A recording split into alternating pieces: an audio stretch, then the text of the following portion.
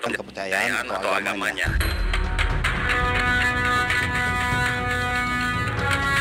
Kasus intoleransi yang terjadi di Sukabumi belum lama ini mendapat sorotan luas di tengah masyarakat. Apa yang dilakukan? Yang melakukan pembubaran dan pengrusakan rumah ibadah dinilai telah menyederai kerukunan antar umat beragama. Karena hal itu pula, sejumlah kalangan mendesak para pelaku yang sudah ditetapkan menjadi tersangka agar dihukum sesuai dengan perbuatannya.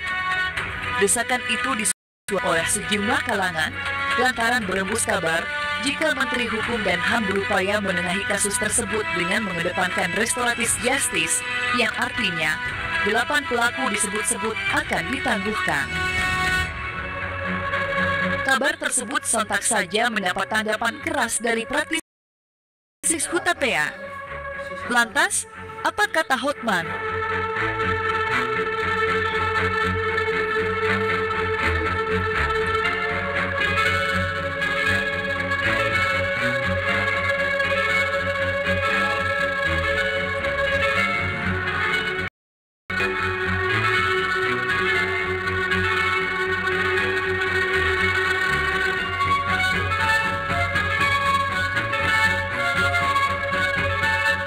Peristiwa perusakan yang dilakukan oleh warga terhadap rumah Ibu Nina yang dihuni oleh Pak Yongki dan keluarga sebanyak 9 orang dan sudah berpenduduk sebagai warga desa Tangkil merupakan peristiwa pidana yang harus disikapi secara hukum.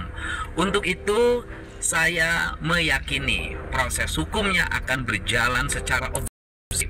Saya meyakini aparat kepolisian Polres Palabuhan Ratu Kabupaten Sukabumi akan bekerja berdasarkan fakta-fakta dan alat bukti yang ada, dan saya akan mengawal seluruh proses hukum itu agar berjalan secara baik, objektif, dan tuntas. Kalau Bapak Menteri HAM, jangan sampai ada penangguhan terhadap tujuh tersangka pengerusakan gereja atau apa? Rumah ibadah. Gereja daerah rumah ibadah daerah Sukabumi.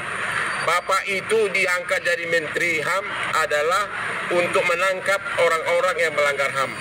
Jangan Bapak coba-coba untuk menangguhkan penahanan, ya. Karena ini bisa terjadi kepada semua agama, bukan hanya agama Kristen, ya.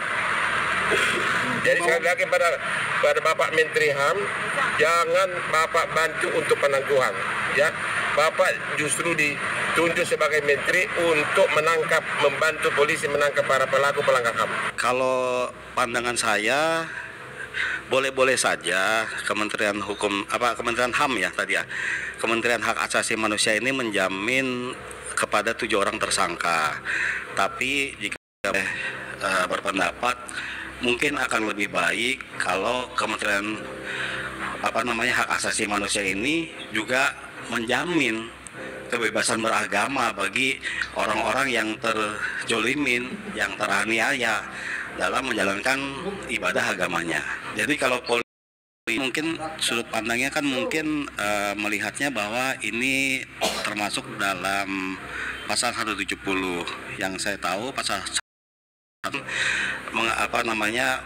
tentang pengerusakan barang dan orang gitu loh. Jadi sebetulnya kalau dibilang tepat, sebetulnya mungkin harusnya polisi bisa menggali pasal-pasal yang lebih spesifik